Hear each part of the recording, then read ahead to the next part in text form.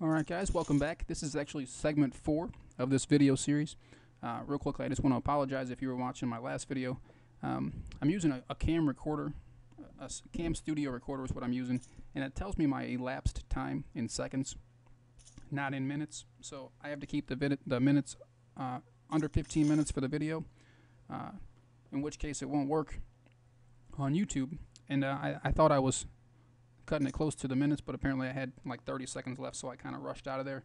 So I do want to apologize about that. And I also said that if you guys want to see me in the next video, take a look at video number 3, but this is actually video number 4. So and that actually it was video number 3 itself when I said that. So okay, so we're back in the cash game. We're playing some Omaha Hi-lo. And if you guys are just joining us, my name is Bruce. Thank you guys for joining me. And we're playing some Omaha Hi-lo. Like I said in my first few videos, this is my favorite game. And we pick up Ace Deuce suited, Ace Deuce 5. We have 3 cards to a wheel as well, and we're double suited. So this is a fairly good hand to start with. But I'm also in the small blind, so I'm not going to raise, just going to limp. And we did flop pretty good. For one, we have the nut low draw with Ace Deuce, and then we hit trip 5s with our Ace 5. So we have the best kicker with our 5 as well. So this is a pretty good hand. We wouldn't be folding this hand. I would probably call an all-in with this hand, to be honest. So we really want some money to get in the hand. I checked the hand because I wanted somebody to bet. And I got exactly what I want. Now this could turn into a pretty big pot because he did bet the pot. Now my plan here is just to call and to let him continue being super aggressive like he is now, because I'm going to be able to check to him on the turn. Now that card also gives me a diamond draw, but considering the board's full or already paired, somebody could have a full house, and my diamonds may not be any good, but I still also have the nut low draw, and I have trip 5s. So he is betting it pretty strong. There is a slight chance that I am beat, but like I said, I don't know if I can fold this hand. But I'm not going to raise. I might raise if we were heads up, but I'm not going to raise because I want this guy to stay in, because I believe he has a draw as well, which that card is one of the best cards I could have asked for. It gives me a full house, 9s or 5s full of 9s, and it does not put a low card on the board. So I now have a full house. So I'm just going to bet all in because I have 219 left, and the pot is $4. So he just had trip 5, so that's my biggest pot of the day so far. I just doubled up to $8, and if you guys have been following, I was down to I think $2.50 at one time. So we're on a little bit of a roller coaster. Pick up pocket kings here, and we're on the button, so we have good position.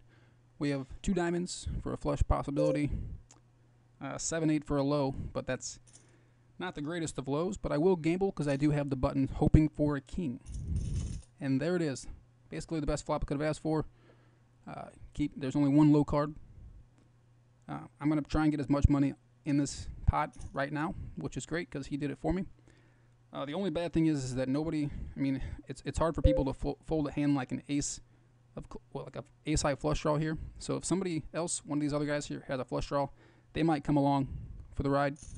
But I have the nuts right now, so there's no way you can fold this hand. So we'll see what happens. Maybe I'll get all this guy's money in 2 hands. Just no flush draw is all I really want. We'll see. No flush draw. He's got a straight draw. There's my full house. It's over. Alright, so I take all that guy's money in 2 hands. And we're up to 10 something, so awesome. Alright, another hand that I will play. I have 3 hands, or 3 cards to a straight that's, you know, ace 10. I need ace 10 for a straight. 9-10. Bunch of possibilities here with the straight, but I have no low hands, so but this hand's not that great, and considering we have a raise from the button of 20 cents, I'm going to lay it down. It might be a bad fold, but, well, actually, the flop would have been pretty good for us. It would have gave us a... But I meant to lay it down. I guess I called on accident. Wow. All right, we'll play it, which is actually a pretty good flop. So we hit... That's crazy. I meant to fold that hand. So now we have the nut flush draw. We have king 6 of spades for the flush draw, and a pair of queens, and a straight draw. All kinds of possibilities. And there's pretty big bets going. So... But I really feel like we're facing like three of a kind right here. I really feel like he's got three aces. But with all these possibilities, we're going to have to gamble. And considering I called this on accident, it's like I just want to gamble. And the card misses us. He's gonna bet big, I'm sure. Probably like 230. Gonna bet the pot. Maybe hopefully he checks. Yeah, he bet the pot. I gotta fold it. That was a bad card or a bad accidental call, I guess. Man, it's almost like I should just call just because I meant to fold pre-flop. I really did. Man, but now there's a straight possible. But I really believe that he's sitting on trip aces. That's my guess is trip aces. I'm gonna lay it down. Bad call pre-flop on accident, and you got to watch out for that. A lot of times, I mean, I've done it so many times in online poker. I'll be trying to click the fold button, and I've had it to where I've made the biggest mistake by calling somebody's all in just because the fold button is so close to the call. And sometimes it happens. You just got to be careful. Luckily, it only cost me so much. I guess it cost me a decent amount in this game, but I wouldn't have done that at the casino. That's something you will not do at the casino. You will never accidentally call somebody's bet at the casino. So I got aces. I got ace 5 for the low, ace queen suited, ace 5 suited, all kinds of possibilities with this hand. And I like my position, but I do have somebody after me. All right, decent flop. Got 3 aces and a straight draw. If I got a 10, I get a straight. And there's not a flush draw out there, so I'm free to bet here. I'm going to keep it a little smaller so people can stay in. But somebody could easily have me beat with a queen 10. So, but I can't fold this hand ever, so win the pot. Okay, another hand that I'll play. I like to play when I have 3 cards over a 10 as well. Not all the time. Usually, if I have a suited card like I do now, I'd probably play. But I have no low, so and you always got to be watching out for that in high-low. You always have to be very aware that you don't have a low. And for example, here's a low draw, 7-3. If someone has an ace deuce or an ace 4, they're probably going to stay in. But I did flop a straight draw with my 10-8 using the 7-9, so I have an open-ended straight draw, looking for a jack or a 6. But there's so many players in the pot that I'm just going to check it. Nobody's folding here. I mean, not everybody's going to fold. So I hit a pair of 8s, and I still have my draw, but the low hand just hit. So ace deuce or an ace 4, those hands that I just said, just made a low hand. So now if I make my straight, I'm only going to take half the pot. So that's less of a reason to stay in this pot. So he bets 20 cents. I just have 1 pair of 8s. I'm out.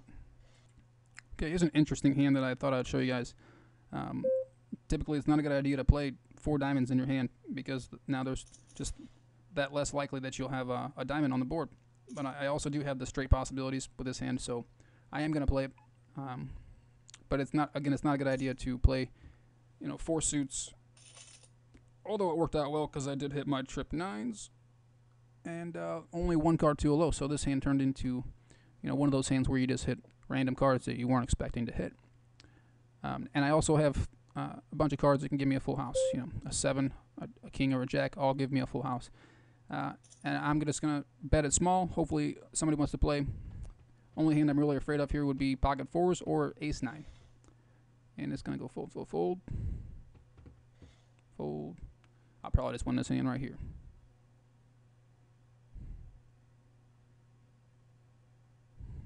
Yep. Next hand.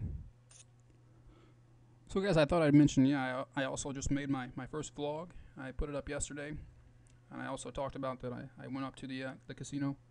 And while I was up there, I did play a little 1-2 no limit. Usually I'm a 1-3 player. But Harris is where I went, and they only offer a 1-2 game. They don't have a 1-3 game. I ended up doing pretty well. I won about 450 on the night. So I played probably 5 or 6 hours. Standard plays, nothing really big. I just kind of played the way I am now. Just small pots here and there, not getting involved in too many big pots, and that's basically the way I play all poker. It's just slow and consistent. I'm not trying to make too many crazy plays. I'm not that guy that goes in there and throws the chips around with super aggression, and there are people like that at the casino, and those are the people that I try to pick out. They're the ones that aren't playing poker. They're the ones that are at the casino to gamble, and I look at it as the least. I like to gamble little when possible, or when if I can avoid gambling. What I'm trying to say is I will avoid gambling. So when I go to the casino, I like to play solid poker, and that's what I do. So I ended up winning 450. I just wanted to mention that. And I am in the big blind with nothing. I have possibilities because you always have possibilities in this game. Flop could come out 4-4-8, and I could crush it. So I have a gut shot. I have a 10 would give me the straight to a king. I also have a pair of 8s, but never would a pair of 8s be good here. Typically in Omaha, okay, so I just turned 3 8s. Like I said, you can always hit a random hand. Typically in Omaha, such as this, when there's a big hand possible, and there's several people in the pot, that big hand is usually being held. So you have to fold. Like I said, I just had a pair of 8s on the flop. It wasn't anything, but now I turned 3 8s, and I have a. See, to me, he's got a straight or a full house already.